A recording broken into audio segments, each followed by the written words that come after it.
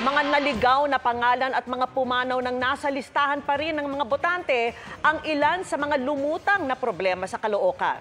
At live mula roon, nakatutok si Ivan Mayrina. Ivan!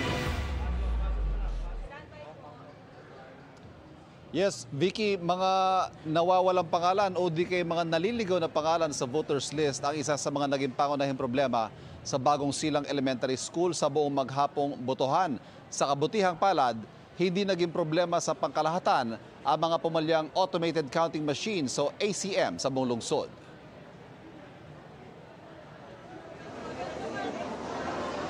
Ang dating barangay 176 na dating pinaka-populated na barangay sa buong bansa na may populasyon na mahigit 261,000 noong 2020, hinati sa 6 nung nakaraang taon sa bisa ng Republic Act 11993. At sa unang eleksyon na hati sa 6 ang barangay 176, lubutang ang problema ng mga naliligaw na pangalan ng mga botante. Pagkawala ng mga pangalan ng mga botante, lahat po ng mga datas namin from barangay 176A to F ay pinakita namin at nahahanap naman namin. Pero si Samuel nahirap makita ang nawawalang pangalan nila mag-ama kaya hindi nakaboto. May kakaibang nakita sa listahan. Wala raw po yung pangalan po namin. Pero yung mama po namin na patay na po mga 3 years, nandun pa po yung pangalan. Mayroon ding nawawala talaga sa listahan dahil nakadalawang sunod na eleksyon na palang hindi nakakaboto, kaya deactivated na. Sa eleksyong ito, binabantayan sa Caloocan ang tunggalian sa pagka-mayor. Kabilang sa mga matunog, si incumbent Mayor Along Malapitan at si dating Senador Antonio Trillanes IV. Kandidato rin sa pagka-mayor sina Richard Cañete, Ronnie Malunes at Danny Villanueva. Tapat ang Malapitan Malonzo ang tinututukan sa pagkakongresista sa District 1, Kahayon Erice sa District 2 at unopposed o walang kalaban si Dean Asistio sa District 3.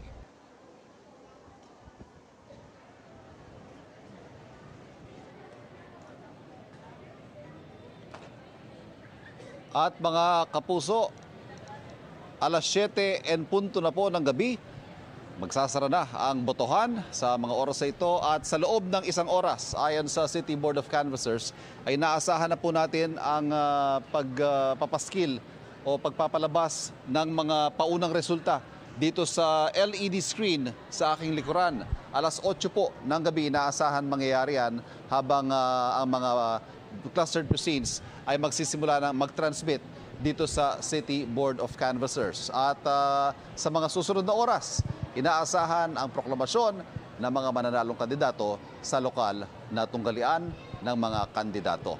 At yan ang latest mula sa Caloocan City. Ivan Mayrina, nakatutok 24 oras sa eleksyon 2025. Maraming salamat sa iyo, Ivan Mayrina. Kamustahin din natin ang botohan sa Cavite. Ikalawa sa mga probinsyang may pinakamaraming registered voters. Nakatutok doon live si John Consulta. John?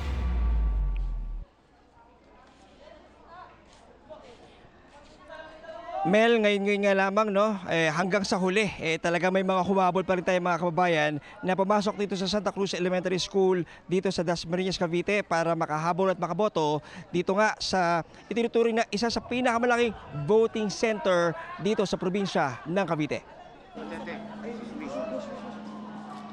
Akin ang kanyang asawa. Kauna-unahang dumating sa priority polling place ng Santa Cruz Elementary School pasado alas 4 ng madaling araw si Aling Teresita Bonifacio, 68 taong gulang, 2 beses tinamaan ng stroke pero di nagpaawat na bumoto ngayong araw. Gusto ko yung kami ang unang makaupo rito sa unahan dahil kasi siyempre mahirapan siya eh. Hindi siya makalakad, inaano ko. Baka mamaya bumugso ang tao, mahirapan kami. Di rin nagpapigil na bumoto ngayong eleksyon ang 73 taong gulang na si Lola Lydia Lapid at PWD na si Miguelito Leopoldo. Para magamit ko yung karapatan kong sa pagboto. Gusto kong marinig ang boses ko pagmagitan ng pagboto. Dahil sa pabago-bagong panahon, may ilan ding mga botante na sumama ang pakiramdam na agad namang inalalayan ng mga tauhan ng Philippine Red Cross. Kinailangan namang mano-manong sirain ang lock ng isang pinto ng isang classroom dahil di na ibigay ng guro ang susi matapos magkaroon ng medical emergency. Samantala, sa Stanislao Villanueva Elementary School, Imos City, Cavite, may isang ACM na nagkaaberya. ang isang ito. Ilang ulit nang nililinis dahil sa lumalabas na error, pero 5 beses nang iniluluwa ang ipinapasok na balota. Nagkaroon ng dumi yung machine kaya hindi binabalik siya. May mga machines po na nagkakaroon po yung paper jam, ngayon tapos may mga lumuluwa po yung mga papel po nila. Ang aming Desotec po ay agad naman pong nagre-responde.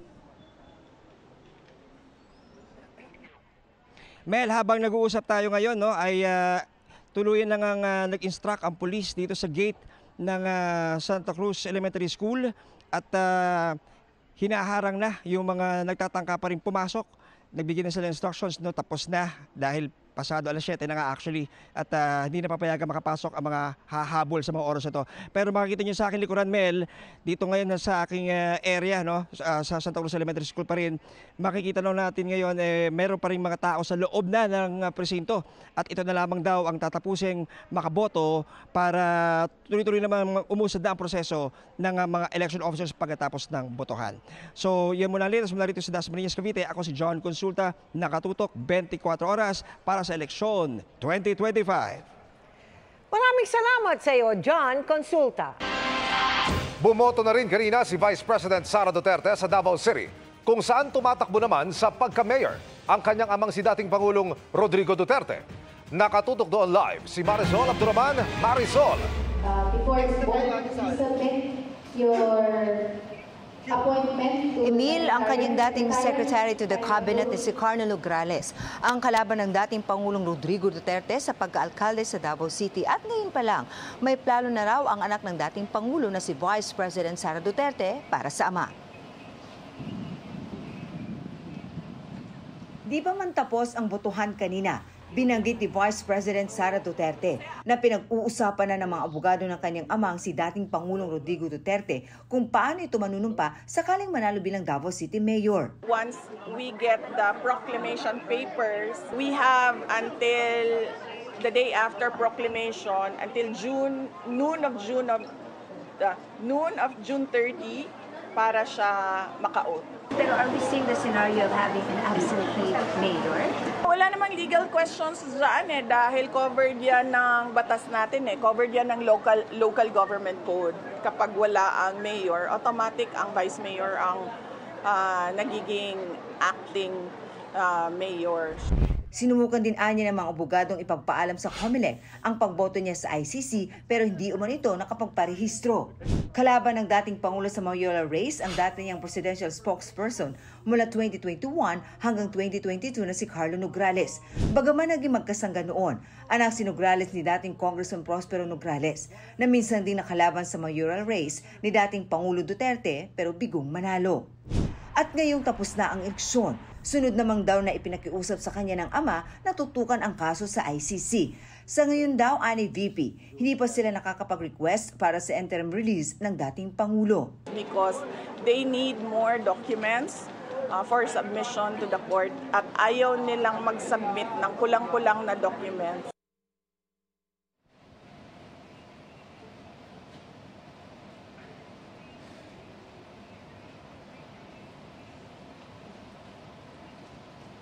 Exactly 7 o'clock ngayong gabi, nag-convene na po ang City Board of Canvassers pero sa pagkakaalam natin, base na rin sa pag-monitor natin dito, as of this time, wala pa rin natatransmit na mga result mula, sa latest ngayon, meron ng 2 so far na nakakapag-transmit as of this time. So aantabayan na natin ang magiging resulta dito pa rin sa pagpapatuloy sa pag-uumpisa na itong Board of Canvassing.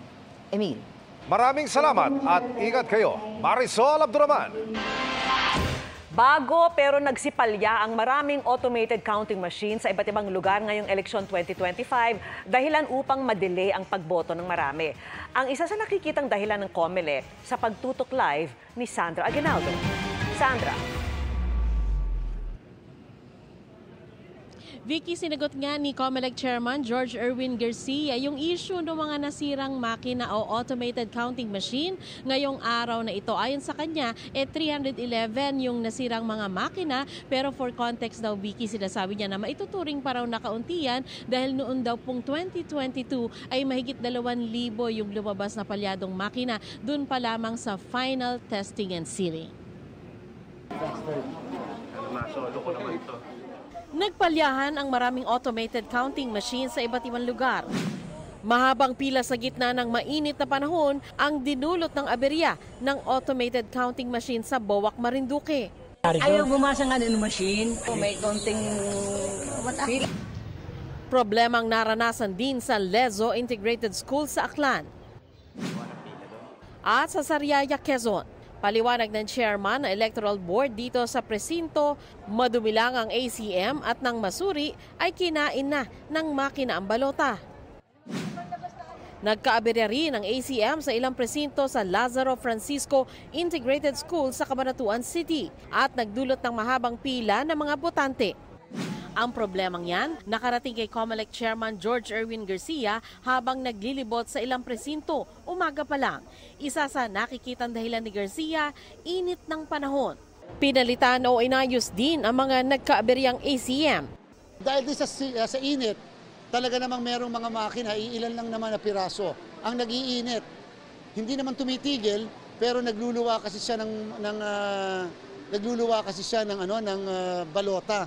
Pero siyempre pag pinasok, tinatanggap naman. Humid pa, tapos sa loob ng presinto, siyempre napakadaming tao, napakainit din. Naranasan din ng personal ni Garcia ang init sa special polling place para sa Persons Deprived of Liberty o PDL sa New Bilibid Prison. Pero walang makina na ginagamit dito lalo't nakarehistro sa iba't ibang lugar ang PDL voters. Pagkaboto, isinilid sa sobre ang mga balota para madala sa kanilang presinto at mabilang. Mahigit 1,400 ang botante sa Bilibid. Mahigit 3,400 naman sa iba't ibang pasilidad ng Bureau of Corrections. Sapagkat sila ay mga Pilipino pa rin. At ang sinasabi ng batas, hanggang walang final judgment of conviction, makakaboto ang isang tao. Inobserbahan din ni Garcia ang early voting para sa nakatatanda, PWD at buntis sa Silang Cavite. Sa susunod na eleksyon, pag-aaralan daw kung maaring makaboto sila ilang araw bago ang halalan. Dagdag pa ni Garcia, nakapagbukas ang lahat ng presinto kanina bagamat merong na-delay.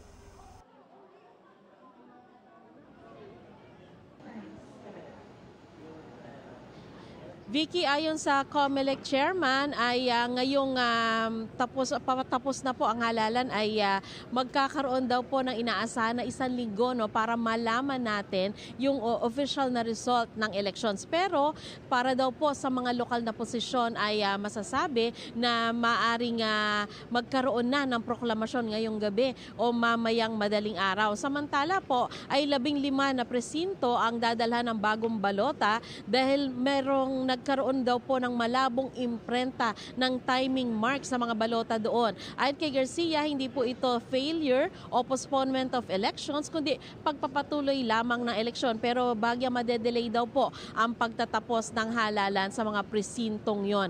Inaalam pa rin, Vicky, ng COMELEC kung bakit nakalusot ito sa kanilang mga verifier. Yan muna po pinakauling ulat mula po dito sa COMELEC Manila Hotel. Vicky?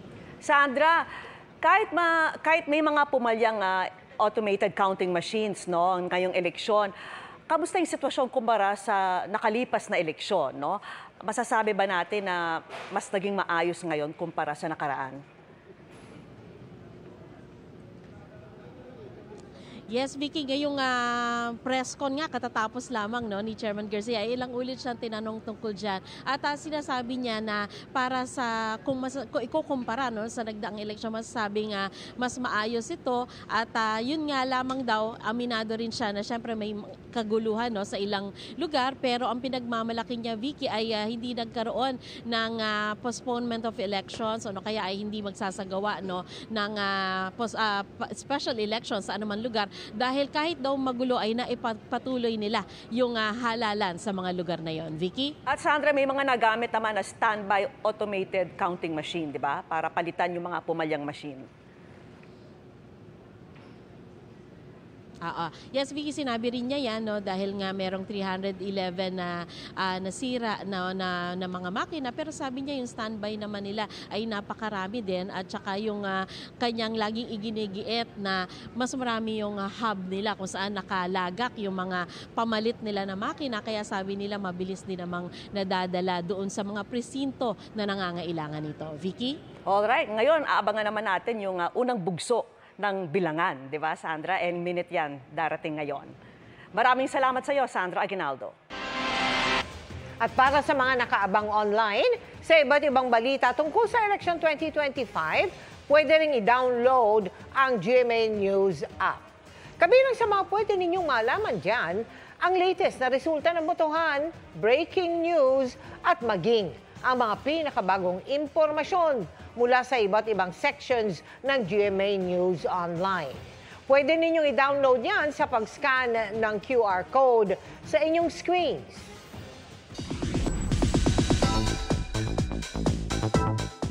Kabilang ang ilang celebrities sa mga tumatakbo ngayong eleksyon. Ilan sa kanila, proud na ibinida ang kanilang pagboto. Nakatutok si Nelson Canlas. Si sparkle artist Joaquin Domagoso na tumatakbong 1st District Councilor ng Maynila, nag-post online ng larawang nakaboto na siya. Kasama ng kanyang pamilya naman nang bumoto si Gestoni Alarcon, kandidato sa pagiging provincial board member ng Rizal 1st District. Sa Pasig City naman, bumoto si Angelo De Leon at kapwa councilor candidates na sina Shamsi Supsup at Aramina. Bumoto rin sina Camarines Sur Congressional Candidate Marco Gumabaw at Oriental Mindoro Congressional Candidate EJ Falcon. Nelson Canlas, nakatutok 24 oras para sa eleksyon 2025. Mga kapuso, latest naman tayo sa Bulacan, ikatlong probinsya na may pinakamaraming boto. Naroon live si Oscar Oida. Oscar! Yes, Emil, kasabay nga ng pagsasara ng gate ng Baraswain Memorial Integrated School dito sa may Malolos, Bulacan, ay bumuhos ang malakas na ulan. At bagamat sarado na ang gate ng polling place na ito, ay patuloy pa rin namang pinaboboto yung mga botanteng nasa loob na ng presinto. Pero Emil, bago isara ang gate na yan, ay nagkaroon pa ng aberya. Ilang minuto nga bago ang nasabing pagtatapos ng botohan, matapos pumalya ang isang automated counting machine dito nga sa may Malolos, Bulacan. Mangyari, biglaan na lang daw hindi kinakain ng makina ang mga balota. Yung buong maghapon naman daw ay naging maayos ang takbo nito. Pero katakataka, biglaan na lang daw nagkaroon ng problema. Agad naman itong tinugunan ng Tech DepEd Supervising Officer dito sa Malolos, Bulacan at kalaunay napagana naman ito. Sa mga sandaling ito ay patuloy ang pagboto ng mga taong naririto na sa loob ng polling precinct at patatapusin naman silang lahat bago nga tuluyang magligpit ang mga election officer natin dito sa lugar. Ako po si Oscar Oida, nakatutok 24 oras para sa eleksyon 2025. Oscar, sa iyong estima, gaano karami yung mga kapuso nating humabol para makaboto? Bagaman at isinara na ang mga presinto ganap na alas 7 ngayong gabi. Emil, sa mga sandali ito, wala akong payak na bilang, no? Pero kung ipagbabase ko doon sa nakikita ko ngayon ay hindi naman na ganun karami, no? Mangilan-ngilan na lamang yung nanditong mga nag-aabang para makaboto at inaasahan na matapos ang ilang minuto ay posibleng matapos na nga ang botohan dito at magligpit na ito mga election officer natin bilang para paghandaan yung pag-transmit ng mga resulta. Emil? Maraming salamat at ingat kayo riyan. Oscar Oida. Binugbog naman ang isang tanod sa Negros Oriental at pinagbantaan umanong huwag iboto ang isang kandidato. May nahulihan din ng sobrang may pera o sobre na may pera at sample ballot. Nakatutok doon live si Ian Cruz. Ian? Mel, generally peaceful kung ituring ng mga otoridad ang naganap na eleksyon 2025 dito sa Negros Oriental. Pero bago ang eleksyon ay may naganap munang karahasan sa isa sa mga bayan dito sa Negros Oriental. Ilang minuto bago ang araw ng eleksyon 2025, habang nagpapatrolya ang mga tanod sa barangay Balayag Manok ng Bakong, Negros Oriental, hinintuan sila ng isang van.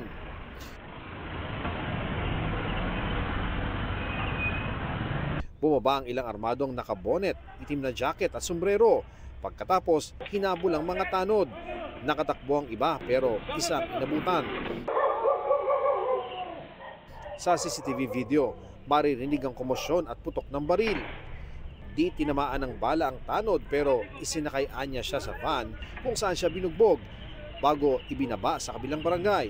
Ila ko ipatindog ug gikarga ko sa ilang van. Ila pa kong gikuha na kaila baka ni mga tawana yung kung ako kaila na sir. Bago ko kaila na nila. Yung pagkaabot sa kumbado, diversion, dito na po nilagay panaog. Okay. Kuan man, ang akong kuan nga ning tao ba kuno ko na politiko nga nilagan ron. Ako pong ginan nga dili sir, di ko tawa na niya sir. Ilan na po kong sumbagon. Nung moto, akong gihuna-una sa akong kagulingon nga masiptig ko, ni gamit po lamang kong layang politiko. Siguro si Beck may kinalaman po ito sa politika kasi bago to pinapababa, nagme-mention po ng nagme-mention po na wag iboto yung isang politiko. Hinigpitan ng pulis ang seguridad sa lugar. Sa checkpoint sa bayan ng Bakong, di naharang ang isang walang helmet na rider na nahulihan umano ng mga sobrang may pera at sample balot sa compartment ng motorsiklo. Inirefer ang kaso niya sa kontrabigay ng COMELEC. Sa Bai City Pilot School, Negros Oriental, maagang nagtungo ang mga senior citizens sa polling center para bumoto. Sa isang punto, humaba ang pila sa mga clustered precinct dahil 8 sa 9 na automated counting machine ang nagkaaberya. Nire-reject po Ano nangyayari? Machine po. Binabalik po, niluluwa. Nang linisin ng scanner ng makina, ay tinanggap na ang mga balota.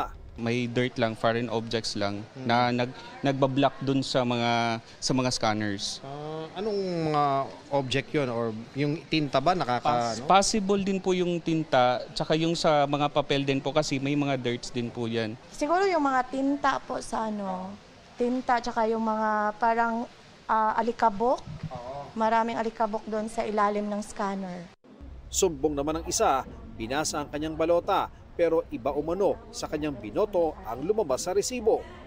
8 kami sa kuan, 2-3 8 kami hindi na kuan. Pero ngayon pumasok na pero ang sa akin yung mayor dito at saka po 10 konsehal hindi na kuan natali.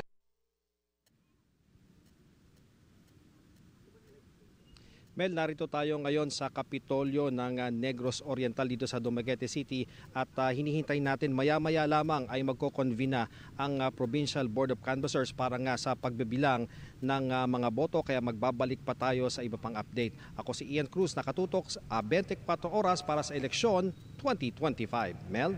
Maraming salamat at ingat kayo, Ian Cruz.